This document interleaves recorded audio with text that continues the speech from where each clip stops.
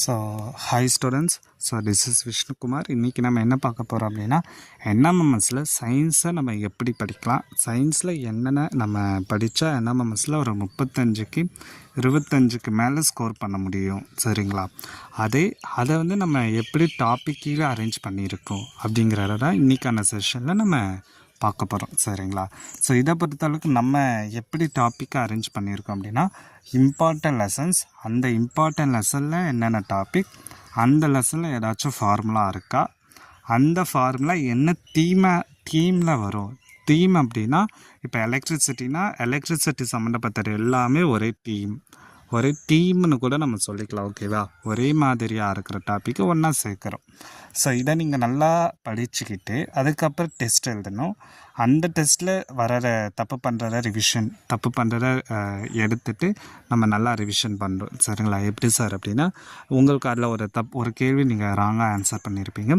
அந்த கேள்விக்கான சரியான விளக்கம் என்ன, ஏன் நான் தப்பு பண்ணேன், எதை நான் இம்ப்ரூவ் பண்ணணும், அந்த மாதிரி நீங்கள் தெரிஞ்சுக்கிட்டு அதை இம்ப்ரூவ் பண்ணணும். அதுக்கப்புறம் அதை மெமரி பண்ணணும். அந்த மெமரி பண்ணதை எக்ஸாம் கூட ரிலேட் பண்ணி படிக்கணும், சரிங்களா? இந்த 5 விஷயங்களை நீங்கள் ரெகுலராக பண்ணணும். அப்படி நீங்கள் பண்ணுறப்ப சயின்ஸ் வந்து உங்களுக்கு ரொம்ப ஈஸியாக இருக்கும், ஓகேவா?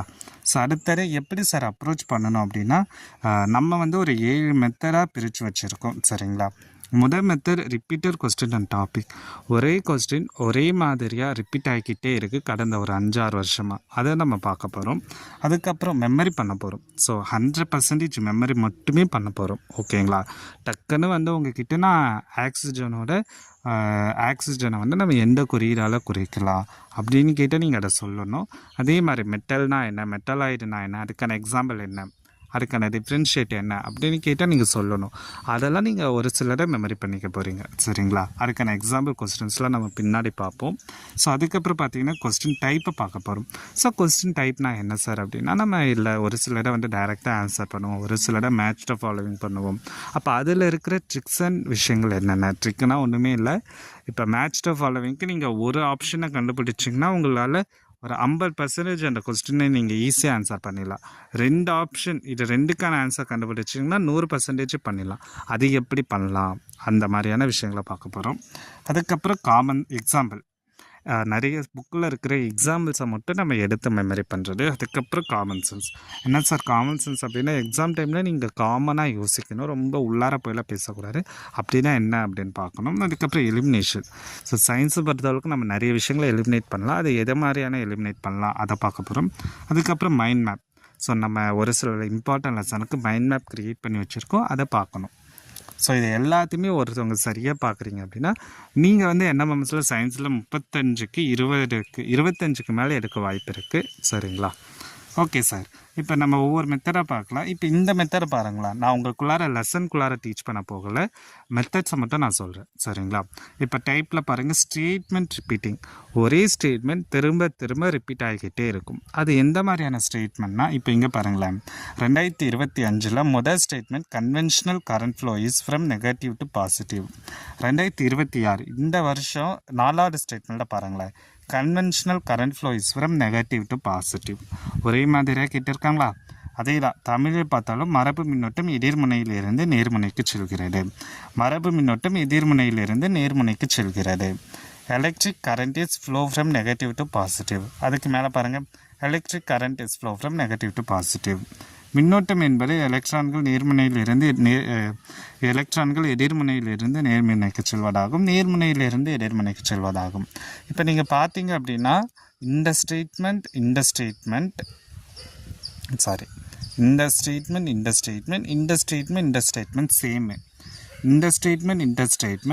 ஸ்டேட்மெண்ட் இது சேம்.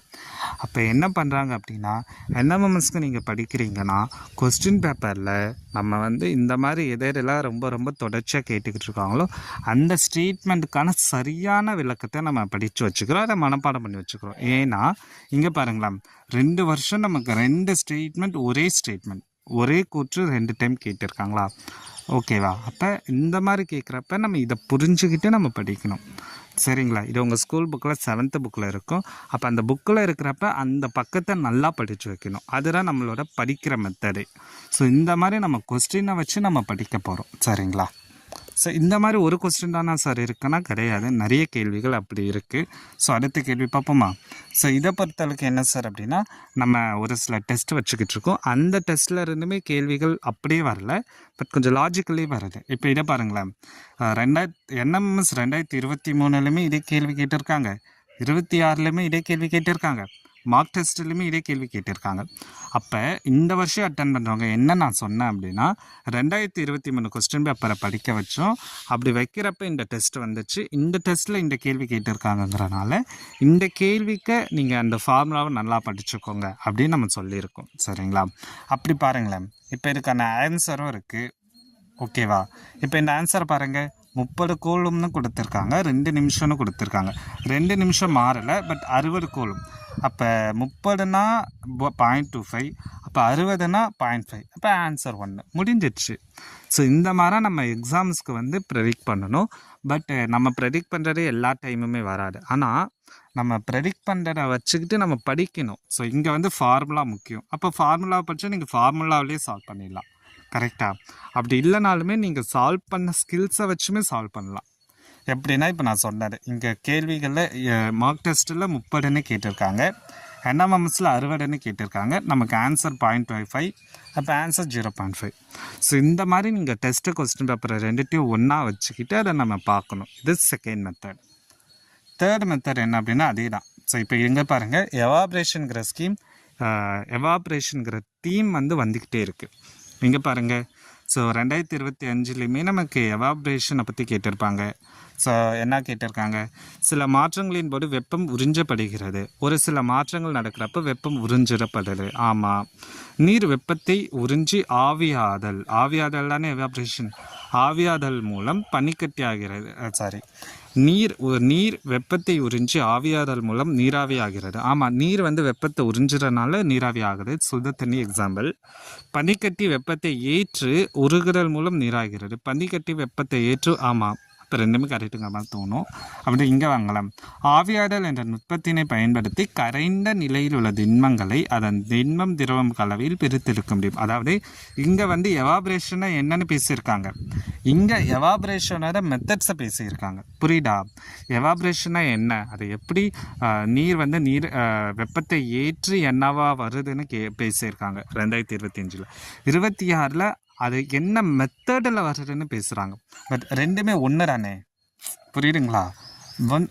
எவாப்ரேஷன்னா அந்த புக்கில் இந்த லைன் வந்து அப்படி ஃபஸ்ட் லைனில் ஃபஸ்ட்டு பேராவில் அது எவாப்ரேஷன், அதுக்கப்புறம் அது எப்படி ஒர்க் ஆகுதுன்னு சொல்லியிருப்பாங்க. ஓகேவா? இது சின்ன எக்ஸாம்பிளில் சொல்லணும் அப்படின்னா, இப்போ நம்ம பூமி வந்து சூரியன்கிட்ட லைட்டை வாங்குது அப்படின்னு நம்ம ஒரு லைன் படிப்போம். அதுக்கப்புறம் அந்த லைட்டுங்கிறது நம்ம பூமியில் வந்து ஃபோட்டோசிந்தசிஸ் மூலயமா இங்கே வந்து நம்ம உயிரினங்கள் வந்து ஆக்சிஜனை, அதாவது தாவரங்கள் வந்து ஆக்சிஜனை வந்து வெளியிடுது, கார்பன் டை ஆக்சைடை எடுத்துக்குது, அதுக்கப்புறம் என்ன பண்ணுறதுன்னா அதன் மூலமாக உணவு தயாரிக்குது அப்படின்னு நம்ம படிப்போம். லைக் இது நம்ம சின்ன வயசில் படிச்சிருப்போம். இப்போ நீங்கள் இங்கே பார்த்தீங்க அப்படின்னா என்ன புரிஞ்சுக்கணும் அப்படின்னா, அப்போ அதே தான், லைக் சூரியன்லேருந்து பூமிக்கு ஒளி வருது, அந்த ஒளியை தாவரங்கள் எடுத்துக்குது. அப்போ அதே மாதிரியான இதுவுமே குழப்பில் என்ன அப்படின்னா, எவாப்ரேஷனை பற்றி ஒரு சின்ன டீட்டெயிலாக போன வருஷம் கேட்டிருந்தாங்க, இந்த வருஷம் அதோட மெக்கானிசமை கேட்டிருக்காங்க, அவ்வளோதான். சரிங்களா? அப்போ இதை நீங்கள் படிக்கணும். இந்த மாதிரி நம்ம ப்ரீவியஸ் இயர்களில் கேட்ட கேள்விகளை படிக்கணுங்கிறதுக்காக சொல்ல வரேன். அதை நம்ம நிறைய டீட்டெயில்டாக பார்ப்போம். சரிங்களா? அதுக்கப்புறம் இப்போ இது வந்து காமன் சென்ஸில் நம்ம கொண்டு வர்றது என்ன அப்படின்னா, நான் ரொம்ப கான்செப்ட் உள்ளலாம் போல், ஆனால் இங்கே பாருங்களேன், electric bulb, electric bill, iron box, இதுதான் வித்தியாசமாக இருக்குது. அப்போ இதானே ஆன்சர், அவ்வளோதான். தமிழை பாருங்களேன், மின்விளக்கு, மின்விளக்குனா லைட்டுன்னு தெரியும். மின்சாரமணினா ஸ்கூலில் பெல் இருக்குல்ல, எலக்ட்ரிக் பெல்லு அது. மின்சலவை பெட்டி, அயன் பாக்ஸு, இது மூணுமே மின்சாரத்தை யூஸ் பண்ணோம். வெந்நீர் கொடிகளில் மட்டும் மின்சாரம் வராது. கரெக்டாக? நம்ம அடுப்புலேயே பயன்படுத்திக்கலாம், அடுப்புனா சிலிண்டரு. அப்போ ஆன்சர் என்ன? சி. முடிஞ்சிச்சு. இந்த மாதிரி NMMSல காமன் சென்ஸை யூஸ் பண்ணோம். இதுக்கான மெத்தட் பேராக காமன் சென்ஸ். காமன் சென்ஸை வச்சு மட்டுமே நீங்கள் வருஷத்துக்கு 35 கேள்வி ஆன்சர் பண்ணலாம். உண்மையாகவே சொல்கிற ஆன்சர் பண்ணலாம். அதை எப்படிலாம் நம்ம அடுத்து பார்க்கலாம். இப்போ இதை பாருங்களேன், எந்த ஆப்ஜெக்டோட ஒரு பொருளோட அடிப்பரப்பினை அதிகரிக்கும் போது எது அதிகரிக்கிறது? அடிப்பரப்புனா என்ன? இப்போ நம்ம அடிப்பரப்புனா நம்ம பூமினே வச்சுப்போமே. நம்ம பூமி மேலே நம்ம 2 காலால் தான் நிற்க முடியும். கரெக்டாக? ஒரு கால் மட்டும் நீங்கள் தூக்கிக்கிட்டு நின்னீங்கன்னா நிற்க முடியுமா? முடியாது. அப்போ எது தேவை அப்படின்னா சமநிலை தேவை. அப்போ சமநிலையில் நமக்கு ஈர்ப்பு மையம் வராது. சமநிலை இருக்குது, உறுதியற்ற சமநிலை வராது. அப்போ சமநிலை பெருசாக, நடுநிலை சமநிலையாக? நம்ம நடுநிலையில் நின்னா தானே கரெக்டாக இருக்கும். இப்போ ஆன்சர் நடுநிலை சமநிலை. இந்த மாதிரி நம்ம சிம்பிளாக ஆன்சர் பண்ணலாம். சரிங்களா? ஓகே ஸ்டூடெண்ட்ஸ், ஸோ இதுக்கப்புறம் நம்ம இதே பேட்டர்னில் அடுத்த கொஸ்டின் சால்வ் பண்ணலாம். ஸோ இந்த கேள்வியை பாருங்களேன். பச்சை காய்கறிகள் மற்றும் உணவுப் பொருட்கள் சமைக்கப்படும் நிகழ்வு எந்த வினை? இப்போ மின்னார் பகுத்தல் இல்லை, ஒளிவெறி வினைவேக மாற்றியில் வெப்பச்சிதைவு. சார் இப்போ நம்ம வந்து சமைக்கிறோம் அப்படின்னா எதை வச்சுமா சமைக்கிறோம்? வெப்பத்தை வச்சு தானே சமைக்கிறோம். அப்போ ஆன்சர் வெப்பம். கரெக்டாக? அவ்வளோதான், ரொம்ப யோசிக்க தேவையில்லை. பச்சை காய்கறிகள்னாலே நம்ம அதை சமைக்கதான் பயன்படுத்த போகிறோம். மீதி எதுவுமே நம்ம பயன்படுத்துகிறதில்ல. இப்போ ஆன்சர் கரெக்டாக ஆன்சர் வந்துடுச்சு. அடுத்தது ஹைட்ரோபியா. நீங்கள் 8th போகிறப்போ ஒரு லெசன் படிப்பீங்க, ஹைட்ராலஜிக்கல் சைக்கிள். அப்படின்னா ஹைட்ரோ அப்படின்னா வாட்டரு, ஹைட்ரஜன், ஆக்சிஜன் ரெண்டும் சேர்ந்ததானே வாட்டரு. அப்போ ஆன்சர் நீரை கண்டு பயத்தல். அவ்வளோதான். ஸோ இந்த மாதிரி நம்ம காமன் சென்ஸாக நம்ம படித்த புக்கோட பேரை வச்சு, படித்த ஸ்கூலில் சொல்லி கொடுத்ததை வச்சு ஆன்சர் பண்ணணும். ஓகேங்களா? இந்த மாதிரி நம்ம ஒரு 35 கேள்விக்கு வருஷம் பண்ணுவோம். சரியா? நீங்கள் அந்த 35 பண்ணால் மீதி நீங்கள் 15 கொஸ்டின் தான் ஆக்சுவலாக நீங்கள் படித்து ஆன்சர் பண்ணுற மாதிரி இருக்கும். புரியுதா? இதெல்லாம் நம்ம மெத்தடு. சரிங்களா? இப்போ அடுத்தது இதை பாருங்களேன். ஒரே டாபிக் நமக்கு ரிப்பீட்டடாக வர்றதுக்கான இன்னொரு எக்ஸாம்பிள் ஆன்டிபயோட்டிக்ஸ். 2025 ஆன்டாசிஸ் அமில நீக்கிய பற்றி கேட்டிருக்காங்க. 27 ஆன்டிபயோட்டிக் பற்றி கேட்டிருக்காங்க. சரிங்களா? இது ரெண்டுமே நமக்கு 2023 கேட்டிருக்காங்க. ஆன்டிசெப்டிக், ஆன்டிபயோட்டிக், இயற்கை ஆன்டிசெப்டிக், வலி நிவாரணி. அப்போ உங்களோட வேலை என்னென்னா இது எல்லாத்த பற்றின எக்ஸாம்பிள்ஸை மெமரி பண்ணுறது. அப்படி மெமரி பண்ணால் அடுத்த வருஷம் ஒரு கேள்வி வரலாம்ல, அப்படி வந்தால் ஆன்சர் பண்ணணும்ல. அவ்வளோதான் விஷயமே. அடுத்தது ஸோ இம்பார்ட்டன்ட் லெசனை வச்சு நம்ம படிக்கிற மெத்தட், அதாவது இதெல்லாம் நம்மளோட ஸ்டடிங் மெத்தடு. ஸோ நீங்கள் இப்போ என்ன பண்ணோம் அப்படின்னா, இதெல்லாம் புரிஞ்சிடுச்சு சார், நான் எப்படி படிக்கணும் இதை நல்லா பாருங்கள். இப்போ 7th first time 5th lesson ரொம்ப இம்பார்ட்டன்ட். வருஷத்துக்கு 3 கேள்வி கேட்குறாங்க. அந்த கேள்வி அந்த பக்க நம்பர் கூட நான் உங்களுக்கு கொடுத்தாச்சு. தமிழ் மீடியம், இங்கிலீஷ் மீடியம் தனித்தனியாக. இப்போ நீங்கள் என்ன பண்ணணும் அப்படின்னா, அந்த பக்கத்தில் இருக்கிற எல்லாத்தையும் படிக்கணும். எக்ஸாம்பிள் படிக்கணும், கேரக்டரிஸ்டிக் படிக்கணும், 2 மார்க்காக இருக்கிற டெஃபினிஷன் படிக்கணும். எல்லாத்தையும் நீங்கள் படித்து வைக்கணும். அப்போ தான் ஒரு 3 மார்க் எடுக்க முடியும். ஓகேவா? அதுக்கான ஒரு சில எக்ஸாம்பிள்ஸ் பார்ப்போமா? இப்போ இதை பாருங்கள். இதெல்லாம் ஒன்றும் பெருசாக இருக்காது, பட் பேரை பாருங்களேன், ஆப்ஷன் எல்லாத்தையும் பாருங்களேன், கொஞ்சம் எல்லாமே வித்தியாசமாக இருக்கும். ஏன் இது வித்தியாசமாக இருக்குன்னா, இது நம்ம டைரெக்டாக புக்கில் படிக்க மாட்டோம், அது ஓரத்தில் எங்கேயாச்சும் இருக்கும். இதனால தான் எல்லா லைனும் படிக்கணும், பட் நம்ம தெரிஞ்சதை மட்டும் பார்ப்போம். ஸோ இப்போ இந்த கேள்வி பாருங்களேன், அதே மாதிரி நான் ரவுண்ட் பண்ணிட்டா, சேமிப்பு வேர்கள், சேமிப்பு வேர்கள், கரெக்டாக? உறிஞ்சு வேர்கள், உறிஞ்சு வேர்கள், உறிஞ்சு வேர்கள். 3 வருஷமுமே உறிஞ்சு வேர்கள் கேட்டிருக்காங்க. அதாவது சக்கிங் ரூட்டை பற்றி 3 வருஷமுமே நமக்கு கேள்விகள் வந்திருக்கு. சரிங்களா? அப்படி வந்திருக்கு அப்படிங்கிற பட்சத்தில் நம்ம என்ன பண்ணணும், அதே மெமரி பண்ணணும். ஓகேங்களா? ஸோ ஸ்டோரேஜ் ரூட்டு அடுத்தது என்ன அப்படின்னா ஷக்கிங் ரூட் போட்டாச்சா? அவ்வளோதான். அதுக்கப்புறம் இங்கே பாருங்கள், கஸ்குட்டா, அதே மாதிரி கஸ்குட்டா தமிழிலுமே இருக்கும். கஸ்குட்டா. அப்போ நம்ம காமனாக இருக்கிற எல்லா எக்ஸாம்பிள்ஸுமே ஒரு பக்கத்தில் எழுதி வச்சு நம்ம மனப்பாடம் பண்ணிட்டோன்னா நமக்கு கேள்வி எப்படி கேட்டாலும் ஆன்சர் பண்ணிடலாம். ஸோ ஒரு லெசன் நீங்கள் படிக்கிறீங்கன்னா அது என்எம்எம்எஸ்க்கு எந்த அளவுக்கு தேவைப்படும், எந்த அளவுக்கு படித்தா போதும், எதை மெமரி பண்ணணும், எதை நீங்கள் ரிவிஷன் பண்ணணுங்கிறத கரெக்டாக கிளியராக இருக்கணும். சரிங்களா? சும்மா நான் டெஃபினேஷனை மட்டும் படிச்சுக்கிறேன், இல்லை ஃபார்முலாவை மட்டும் படிச்சுக்கிறேன்னு மட்டும் இல்லாமல் அதுக்குள்ளார என்னென்ன காம்போனன்ட்ஸ் இருக்குது, எதெல்லாம் மனப்பாடம் பண்ணணும், எதை நம்ம நார்மலாக படிச்சுட்டு போகலாம் அப்படிங்கிறதெல்லாம் நம்ம பார்க்கணும். அப்படி பார்த்து நீங்கள் படிக்கிறப்ப என்எம்எம்எஸ் ஈஸி. ஸோ ஏன்னா இந்த வருஷத்தில் நிறைய கேள்வி கேட்டிருப்பாங்க. இப்போ இதை பாருங்கள், என்எம்எம்எஸ் மார்க் டெஸ்ட்டில் கேட்டு அதே கேள்வியாக கேட்டிருந்தாங்க.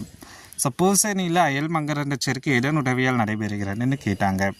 ஓகேவா? இப்போ மகரந்த சேர்க்கை நடக்கணும் அப்படின்னா அது ஒரு உயிரினத்தால் தான் முடியும். கரெக்டாக? இப்போ பூசணிக்கு பறவைகளுக்கும் சம்மந்தம் இல்லை, காற்றுக்கும் சம்மந்தம் இல்லை, நீருக்கும் சம்மந்தம் இல்லை, பூச்சிகள். அதே மாதிரி இப்போ பாலினேஷனை பேஸ் பண்ணி கேட்டிருக்காங்க. இது புக்கிலேயே இருக்குது. அந்த நான் சொன்னல அந்த பக்கத்துக்குள்ளாரே பார்த்தா நீங்கள் ஆன்சர் பண்ணிடலாம்.